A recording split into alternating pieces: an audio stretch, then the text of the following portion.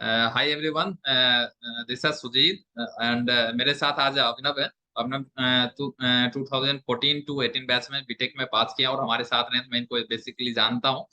और ये अभी अच्छे पोस्ट पे हैं, वो अपने मुंह से बताएंगे तो ज्यादा अच्छा रहेगा कहाँ पे क्या कर रहे हैं। तो हाय अभिनव, मतलब आप अपने बारे में बेसिक कुछ बताओ, जो कैसे कॉलेज के बारे में पहले details. Hi Sujit, I am a pass out from electronics and communication engineering batch, जिससे सुजीत पास हुए हैं और 2018 में हम लोग वहाँ से पास हुए। और कॉलेज टाइम तो मतलब मेरे लिए पर्सनली बहुत ही फ्रूटफुल रहा। और मतलब कॉलेज में इंटर करने से पहले जो कॉलेज की इमेज थी और जब बाहर निकले तो मतलब अपने आप में हम पर्सनली खुद बहुत सारा चेंज महसूस किए। टीचर्स बहुत अच्छे मिले, मतलब बहुत सारे चीजें हमने सीखी वहाँ पे, इवेंट मैनेजमेंट और मतलब पर्सनली अपना जो ग्रोथ है वो भी किया। बाकी मतलब ओवरऑल मेरे लिए बहुत फुलफिलिंग एक्सपीरियंस रहा। मेरे लिए कभी रिग्रेटफुल एक्सपीरियंस नहीं रहा कॉलेज का। अच्छा, तो उसमें अभी जनरल क्वेश्चन आते हैं, जो कॉलेज में रहते हैं बच्चे, उनको लगता है क्या सीजीपीए बाद में मैटर करती है, क्या बहुत ज्यादा मैटर करती है, या कम करती है, या चल जाती सी, क्वेश्चन गलत है ये कि सीजीपीए मैटर करती है कि नहीं। इट्स दैट कि आप एंटर किए हो कॉलेज में, अपने विल से एंटर किए हो, तो है? आपको एक एटलीस्ट कुछ एफर्ट अपना देना पड़ेगा अपने एकेडमिक्स में, वरना तो आप डिसीजन मत ही लो ना वो इंटर करने का। आप ले रहे हो तो एटलीस्ट एक डिसेंट आप एकेडमिक्स अपना मेंटेन करके चलो, ठीक है। साइड बाय साइड बहुत सारी चीजें और हैं जो आप कर सकते हो, बट ओवरऑल एकेडमिक्स को इग्नोर करना मतलब it's not a good decision. ये शो करता है कि आप बैलेंस नहीं है आपकी लाइफ में।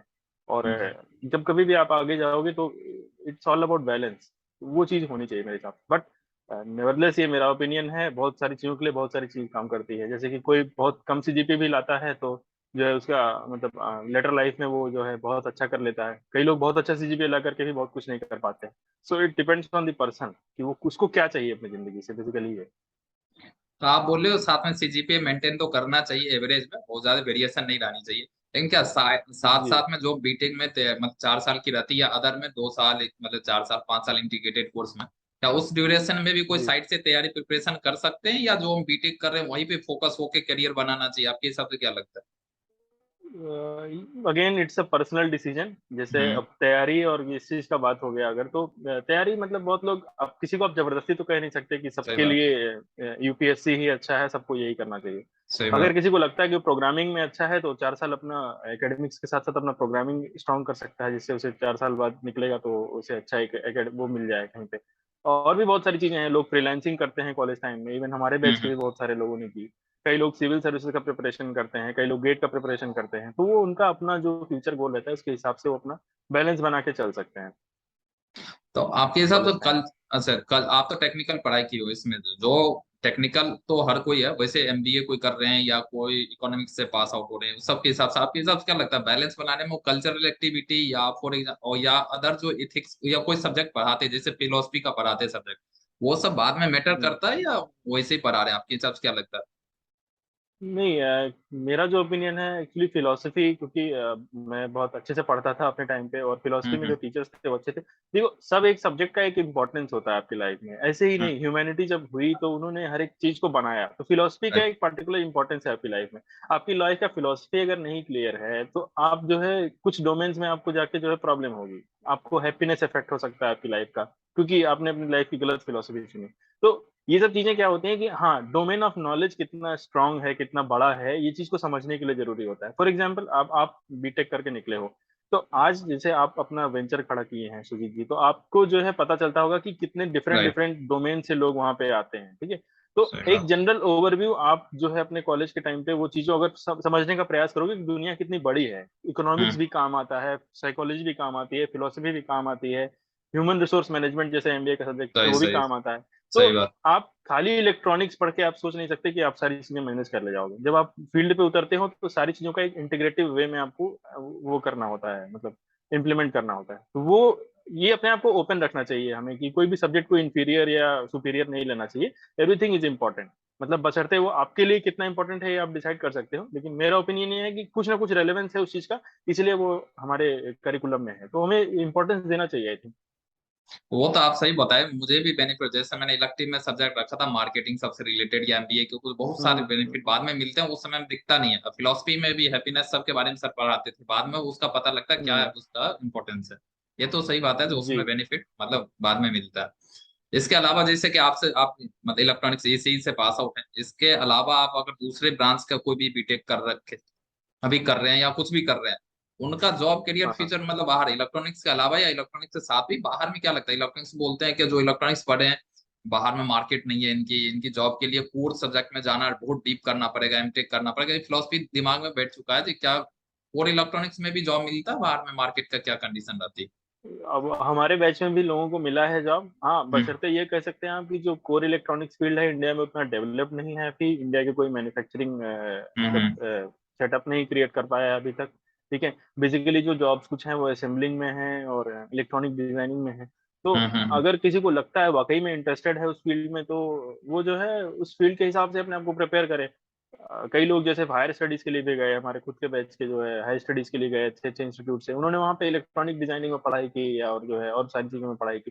तो आप बेसिकली ये चीज होती है कि आप अपने फील्ड में कितना आप घुसे हुए हो। जॉब सब फील्ड में है, बेसिकली ये है कि आप अपने सर फील्ड में कितने आप स्तर तक हो। आप एक एवरेज इंजीनियर हो और सोचोगे कि आप सैमसंग में जाके उसकी इलेक्ट्रॉनिक डिजाइनिंग में काम करो, तो फिर it is not possible. Market is all about competition. आप उसमें उस कंपटीशन में आपकी रैंकिंग कितनी है, आप अपना वैल्यू कितना है, आप कितना किसी कंपनी को वैल्यू दे सकते हो, वो वैल्यू बनाने के लिए आपके पास नॉलेज होनी चाहिए। वो नॉलेज आपको बिल्डअप करना पड़ेगा, चाहे आप इंस्टीट्यूट के थ्रू करो या अपने पर्सनल लेवल पे करो। वो चीज आपको बिल्डअप करनी पड़ेगी। जब आप वो बिल्डअप कर लेते हो तब फिर आप कह सकते हो कि हाँ जॉब है कि नहीं है। इट्स ऑल मतलब कि नॉलेज का पूरा खेल है आप। और हाँ, थोड़ा सा मैं मानता हूँ कि जो है जितना इजीली आईटी सेक्टर में जॉब लग जाता है, उतना ही इजीली आपको जो है इलेक्ट्रॉनिक्स डोमेन में उतनी अच्छी जॉब्स नहीं लग पाएंगी। बट अगर आप इंटरेस्टेड हो उस फील्ड में तो आप एफर्ट मारो और जो है अपने आप को लेटेस्ट टेक्नोलॉजीज उनसे आप ट्रेनिंग लो अपना बढ़िया से, अच्छे अच्छे इंस्टीट्यूट्स में जाओ। और जो वहां से जब आप निकलोगे तो definitely there will be some और other company waiting for you.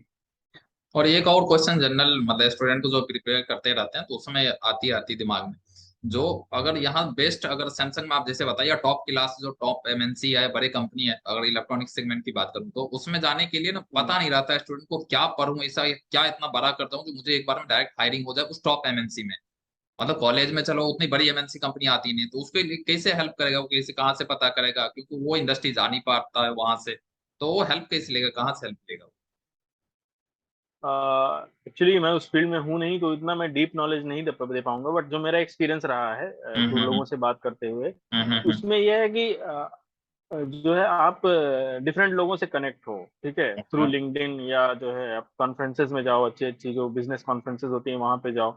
तो वहां पे हम्म आपको लाइक माइंडेड इंडिविजुअल्स मिलेंगे, लाइक माइंडेड जो है जो कंपनीज है वो आएंगी वहां पे। तो वहां हम्म पे आप किसी तरह से अपना कोई प्रोजेक्ट करो या अपना कोई एक रिसर्च पेपर आपने कुछ बहुत अच्छा लिखा हुआ है उसको आप इम्प्लीमेंट करने की कोशिश कर रहे हो। तो वो चीज आप अगर प्रेजेंट करोगे तो डेफिनेटली वो इम्प्रेस रहेगा। बाकी जैसे जो जैसे सपोज आप सैमसंग में जाना चाहते हो, तो सैमसंग के किसी की पर्सन जो वहाँ पे रिक्रूटमेंट में है इस पर्टिकुलर डोमेन में, उनसे आप इंटरेक्ट करने की कोशिश करो। हमारे एल्यूमिनाई भी है, उससे भी आप बात कर सकते हो। बहुत सारे लोग बहुत अच्छी अच्छी कंपनीज में है। तो बेसिकली आपको अपना एक नेटवर्क बनाना होगा ठीक उस है कंसर्न डोमेन में, जिस डोमेन में आप जाना चाहते हो। वो ठीक है। नेटवर्क को जो है आप अपना स्किल सेट जो आपके पास एग्जिस्टिंग स्किल सेट है उसको शो करोगे, तो आपको पता चलेगा कि जो है मतलब मैं भी कहाँ पे स्टैंड करता हूँ। और अगर कोई गैप्स हैं तो आप उनको फुलफिल करने का प्रयास करो, और नेटवर्किंग के थ्रू ही जो है आप इसमें आगे बढ़ सकते हैं। बाकी कंपनीज का ऑफिशियल वेबसाइट जो होती है उनमें भी करियर सेक्शन होता है, वहां पे भी जाके कई लोग ईमेल और इंटर्नशिप के लिए डालते हैं, तो कई लोग वहां से भी सेलेक्ट हो जाते हैं।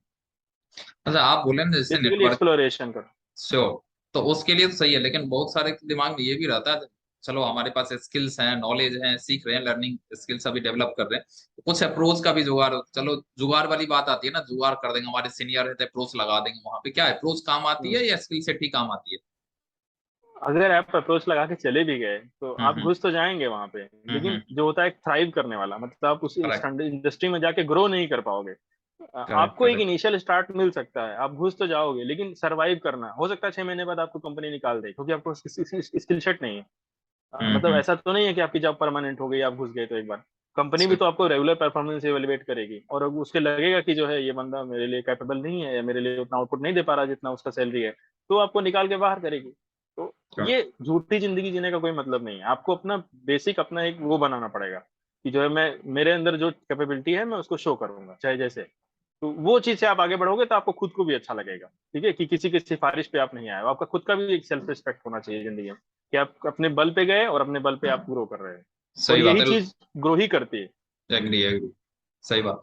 इसके बाद एक और पॉइंट है, जैसे आप तो वहां पे कॉलेज से आपको टीसीएस ने सिलेक्ट किया, मैं जानता हूँ, लेकिन आप अपने बताओ जो टीसीएस के बाद आपने कैसे गवर्नमेंट जॉब की प्रिपरेशन करके फिर सेलेक्टेड हुआ, इसके बारे में थोड़ा जर्नी बताओ मुझे आप, ताकि लोगों को पता लग पाए कि कहाँ से क्या कैसे किए। एक्चुअली मतलब मैं कॉलेज टाइम पे भी अपना पढ़ाई तो करता था, बट साथ साथ ही हम्म। मतलब थोड़ा सा मेरा स्टडी, जनरल स्टडीज पढ़ने का और ये सब करने का, थोड़ा गवर्नमेंट सेक्टर में, मेरा पब्लिक सेक्टर में वर्क करने का थोड़ा सा रुझान था शुरू से ही। मतलब मेरा थोड़ा मेरा मैं मतलब मेरा थोड़ा पर्सनल भी ये बिलीफ है कि जो है, अगर मतलब मैं अपना जो मेरा कैपेबिलिटी है वो मैं प्रॉफिट मेकिंग या किसी कंपनी को साबुन तेल बेच के मैं नहीं अपना वो मतलब वेस्ट करना चाहता हूँ। मेरे लिए थोड़ा उतना इंकरेजिंग नहीं रहता है वो चीज। मैं चाहता हूँ कि मतलब जो भी मेरा कैपेबिलिटी है वो पब्लिक सेक्टर में बेटर बेटर तरीके से यूज हो सकता है, ठीक है। हाँ, उसी के उसमें मतलब मैं सिविल सर्विस का प्रिपरेशन कर रहा था। बहुत फुल फ्लेजेड प्रिपरेशन नहीं की मैंने सिविल सर्विसेज की, हाँ, लेकिन एक बेसिक अंडरस्टैंडिंग, न्यूज़पेपर रीडिंग, और जो है मतलब जो कई जो सिविल सर्वेंट्स होते हैं उनके जो ब्लॉग्स, आर्टिकल्स और जो है नॉवेल्स जो लिखते हैं वो मैं पढ़ता था रेगुलर बेसिस पे। थोड़ा एक अंडरस्टैंडिंग अपना डेवलप करता था डिफरेंट डिफरेंट इश्यूज को लेकर के, करंट इश्यूज होते थे और जो इंटरनेशनल इश्यूज जो होते हैं। ये मतलब जनरल आदमी को भी करना चाहिए, मैं तो मतलब वैसे करता था। इससे आपका हम्म। इंग्लिश भी इंप्रूव होता है और आपका जनरल एक ओवरव्यू बनता है, आप मतलब एक बेटर पर्सन बीइंग बन जाते हो। तैयारी हम्म। करने का मतलब इसमें कोई वो नहीं है। तो वहां से फिर पढ़ते पढ़ते फिर मतलब ये मैं फर्स्ट ईयर में ही फिर आप स्टार्ट लास्ट में, कर दिए थे क्या नहीं ऐसा फर्स्ट ईयर कुछ? में नहीं, आई थिंक मैंने सेकेंड में, मतलब कोई मैंने फिक्स टाइम नहीं मतलब कोई लिया था कि डेट मैं फिक्स नहीं इसी था, ईयर से लेकिन स्टार्ट। सेकंड थर्ड ईयर से आपने। हाँ, बट मैं हम्म। एक्चुअली एक्सप्लोर करा था डिफरेंट डिफरेंट हम्म। डोमेन। फर्स्ट ईयर में तो आई थिंक कुछ भी डिसाइड नहीं करना चाहिए। फर्स्ट ईयर हम्म। सेकंड ईयर में तो आप एकदम मतलब अपने आप को खुला छोड़ दो कि आप डिफरेंट हम्म। डिफरेंट डोमेन्स देखो कि आपके लिए क्या अच्छा हो सकता है। थर्ड हम्म। ईयर ऑनवर्ड्स मैंने प्रॉपरली मतलब एक पढ़ाई जो है कहते हैं वो मतलब चालू किया करना। तो बट हम्म। वो कॉलेज टाइम पे इतना हो नहीं पाता है, मतलब आप हम्म। जो है इंगेज रहते हो डिफरेंट डिफरेंट चीजों में, और थोड़ा उतना अंडरस्टैंडिंग भी नहीं रहता कि आपको किस डायरेक्शन में जाना है। तो मतलब हम्म। मैंने वही कभी इतना मतलब हार्ड में मैं कभी सिविल सर्विसेज का पढ़ाई नहीं किया जैसे लोग जनरली जो तैयारी करते हैं 8-10 घंटे जो पढ़ते हैं, वो ऐसा मैंने कभी नहीं हम्म। किया। हाँ, लेकिन एक चीजों को लेकर के अपना एक पर्सपेक्टिव और ये जनरल रीडिंग ये करता रहता था। तो वो हम्म। करते करते फिर मेरा मतलब थोड़ा और इंटरेस्ट जगा कि पब्लिक सेक्टर में जाना है ऐसे करके। तो फिर हम्म। वहां से फिर मैं पास आउट हो गया इवेंचुअली। बीच बीच में एग्जाम मैंने अटेम्प्ट किए काफी, तो मतलब कई बार मैं इंटरव्यू स्टेज पे भी गया, कुछ कुछ मतलब एग्जाम्स के वहां पे फिर मेरे मतलब नहीं हो पाया अनफॉर्चुनेटली। तो जो है उसके बाद फिर जो है मैं टीसीएस में सिलेक्शन हो गया था। आई थिंक हम पास हुए अप्रैल 2018 में। तो हम्म। उसके बाद फिर घर पे ही मैं बैठा था। तो टीसीएस में मेरा कैंपस सिलेक्शन हो गया था फोर्थ ईयर में, क्योंकि हम्म। लेनी पड़ी जॉब, क्योंकि मिडिल सेक्टर मिडिल क्लास सही सोसाइटी है, बात। तो मैं एक्सपेक्ट करते हैं कि आप घर पे ज्यादा देर मत रुको पास आउट करने के बाद, आप हम्म। मतलब निकलो अपने वहां से। तो वही अप्रैल 2018 मतलब हम निकल आए वहां से अपने कॉलेज से, और फिर जो है फिर अक्टूबर तक मैंने अपना ऑफर डिले किया, क्योंकि मैं और अपना टाइम चाहता था कि मैं तैयारी करूँ। ऑफर टीसीएस जो लेती है आपको, तो आपके पास ऑप्शन रहता है कि वो अपना कुछ मॉड्यूल्स होता है उनका कंप्लीट करने का, वो मॉड्यूल्स आप जितना डिले करोगे उतना आपका ऑफर जो है उतना लेट में जाएगा। तो मैं सोच ही रहा था कि मैं कितना डिले करूँ मैं अपना। तो करते करते अंत में फिर फैमिली वालों ने कहा कि मतलब ये तो लगता है कि ये झूठ बोल रहा है, इसकी नौकरी वोकरी नहीं लगी है, सही ये बात। जो है खाली मुफ्त की रोटी तोड़ रहा है। तो अल्टीमेटली फिर प्रेशर में आके फिर जो है नवंबर 2018 में मैंने जो है, मुझे गांधीनगर मिला वहाँ पे, गांधीनगर हम्म। में ट्रेनिंग हुई हमारी।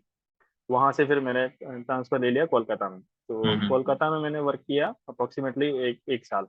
हम्म। तो in the mean time exam भरते थे, देते थे बहुत जगह, कुछ रैंक आती थी, वैकेंसी उतनी नहीं रहती थी तो छट जाते थे, टॉप 10 में भी आते थे तो भी छट जाते थे। तो इवेंचुअली फिर मेरी तबीयत भी काफी ज्यादा खराब हो गई वहाँ पे टीसीएस में, क्योंकि मतलब नाइट शिफ्ट डे शिफ्ट वहाँ पे शिफ्ट वाइज जॉब रहती थी। तो काफी हेल्थ मेरा इफेक्ट हो गया उस दौरान। तो मतलब काफी जो है फिर अल्टीमेटली इसका एग्जाम मैंने दिया था जिस ऑर्गेनाइजेशन में मैं भी हूँ।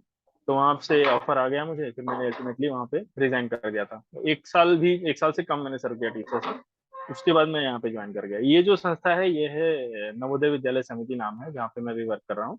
ये मिनिस्ट्री ऑफ एजुकेशन भारत सरकार के अंदर में है। तो यहाँ पे मेरा role as an assistant section officer है। तो मतलब इट्स मतलब respectable post you can say. और मतलब बहुत ज्यादा काम मतलब दूसरे को गाइड करने वाला होता है, खुद भी कई चीजें काम करनी पड़ती हैं मतलब और जो है सारा काम मतलब आपको इंग्लिश लैंग्वेज और इस सब पे बेसिस रहता है, रूल पोजीशन, कोर्ट केसेस, ये सब मतलब जो कि मतलब मेरे इंजीनियरिंग बैकग्राउंड से एकदम रिलेशन नहीं है उसका, कंप्लीटली डिफरेंट चीज है। तो यहाँ पे डिफरेंट चीज मैं एक्सप्लोर कर रहा हूँ, एंजॉयिंग इट, बस यही। और मतलब हाँ नोएडा अभी में है अभी आगे का एग्जैक्ट? देख, जी मैं हेडक्वार्टर्स है यहाँ पे इनका।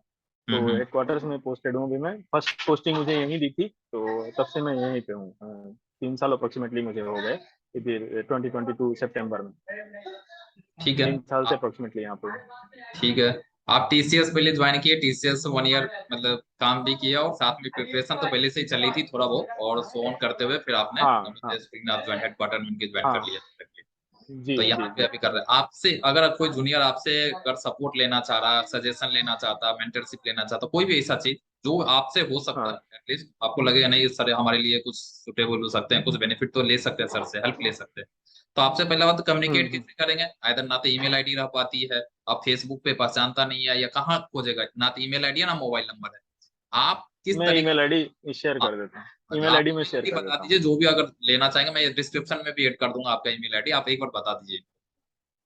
हाँ मैं व्हाट्सएप कर देता हूँ, अभी थोड़ा कॉम्प्लिकेटेड है ना, हाँ तो हाँ ठीक है, अभिनव शुक्ला मैं आप 5555@gmail.com, ये email है अभिनव शुक्ला डबल मेरा। Five double five at the rate Gmail dot com, correct ना? जी मैं डॉट इसको कॉम जी। डिस्क्रिप्शन में भी डाल दूंगा इस चीज को, जो ईमेल आईडी है, आप अगर कोई भी इशू हो तो आप मेल करेंगे, मेल प्रॉपर वे में ये चेक करते हैं, और उससे फिर अपना इनको जरूरत पड़ेगा तो मोबाइल से कम्युनिकेट भी कर लेंगे, ऐसा कोई जरूरत पड़ा तो ये हाँ करेक्ट रहेगा हाँ ना? कोई प्रॉब्लम नहीं।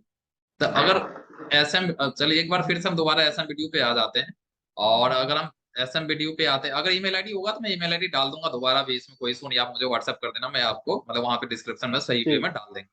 और दूसरी बात एस एम वीडियो ठीक है पे ठीक। आते हैं, जैसे अभी कॉलेज में जितना भी आ रहे हैं, अगर वो टीसीएस का भी अपना सिस्टम अलग हो गया, विप्रो आती है, जो भी है, विप्रो एल जितने बड़ी एमएनसी की कंपनियां अगर नंबर ऑफ पर्सन भी ले जाते हैं तो एक दो, ऑरेंज आती है 5 7 4 ऐसे ले जाते हैं। हायरिंग तो हमारे कॉलेज में सुने इलेक्ट्रिकल भी चालू हो गई, बहुत सारे सिविल भी चालू हो गए, बहुत सारे ब्रांचेज स्टार्ट हो सिविल रहे हैं। इंजीनियरिंग। हायरिंग कितना हो रही है, कितना का जॉब सिलेक्शन कितना मिल रहा है, बाहर जाके कहाँ वो घूमते रहे, किसको कनेक्ट करे, कोई बोलता फिर आईटी में जाना, बेंगलोर चले जाओ, हैदराबाद चले जाओ, हाईटेक सिटी में चले जाओ, लेकिन प्रिपरेशन क्या करे यार, मैक्सिमम आपके हिसाब से आप कितना को हेल्प कर सकते हैं जॉब हायरिंग में, ताकि लोग का एक मकसद रहती है, 80% 20% लोग का रहता है चलो हम मतलब हायर स्टडी में जाएंगे, लेकिन 80% जो मिडिल क्लास या लोअर मिडिल क्लास फैमिली से आता है उनको जॉब भी जरूरत आता है, या करियर भी मैटर नहीं करता फाइनेंशियल, लेकिन करियर भी एज ए करियर चाहते हैं हम जॉब ही करेंगे, तो उस हिसाब से आप कैसे हेल्प करेंगे, आपको क्या लगता है कहाँ से कैसे जॉब मिल सकता है, या कॉलेज प्लेसमेंट पर आप कैसे और सपोर्ट कर सकते हैं?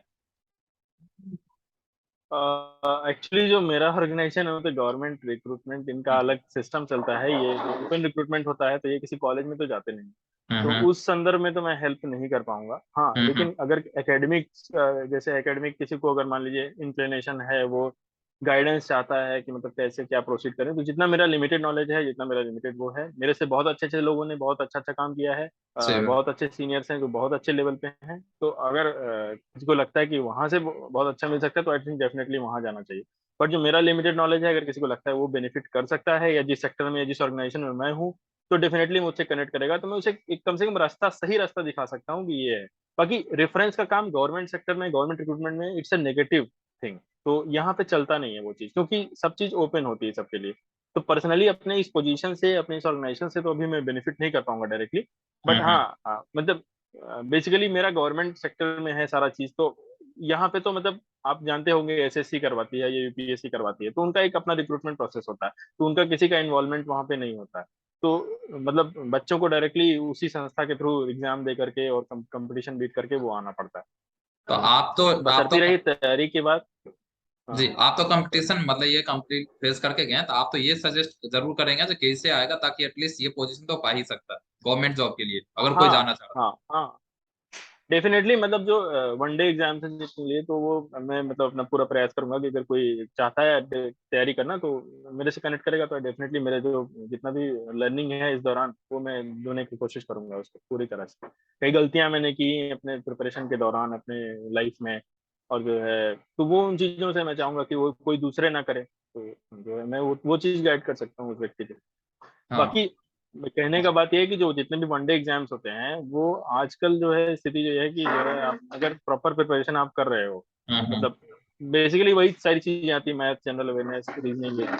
अगर वो कोई बहुत बढ़िया से कर रहा है, तो बहुत बहुत डिफिकल्ट नहीं है क्रैक करना। हाँ कंपटीशन थोड़ा सा इंक्रीज हुआ है ऑफ लेट, वैकेंसीज भी कम हुई है, बट अगर कोई रियली चाहता है कि मैं करूँ इस पे, तो हो सकता है कुछ इसमें। वो बहुत ही मतलब डिफिकल्ट नहीं है, कुछ भी कर किया जा सकता है आराम।